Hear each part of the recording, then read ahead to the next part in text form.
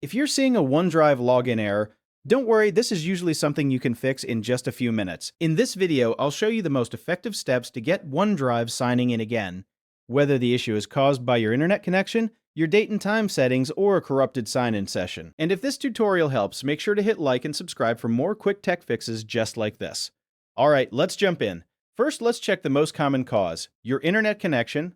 Open a web browser and visit a few websites. If the pages don't load, OneDrive won't be able to connect properly either. In that case, reconnect to Wi-Fi, switch networks if needed, or restart your router. Once your internet is working, try opening OneDrive again and see if the login error is gone.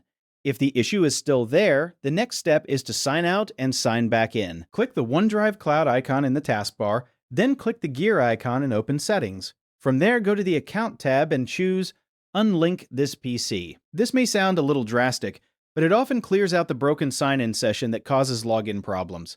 After unlinking, open OneDrive again from the Start menu and sign in with your Microsoft account. Enter your email and password carefully, and if prompted, complete any verification steps. If OneDrive still refuses to log in, the next thing to check is your date and time. Incorrect system time can prevent Microsoft services from authenticating properly. Right-click the clock on your taskbar and choose Adjust Date and Time. Then turn on Set Time automatically and Set Time Zone automatically. Once that's enabled, restart OneDrive and try signing in again. If the time settings were the problem, this step should fix it immediately. Still not working? No problem. Let's move on to a full OneDrive reset. Press Windows plus R on your keyboard to open the Run box. Then type this command exactly: C, Program Files, Microsoft OneDrive, OneDrive.exe/reset. Press Enter and wait a couple of minutes. During this time, OneDrive may disappear and reappear, and that's completely normal. After waiting, open OneDrive from the Start menu and sign in again.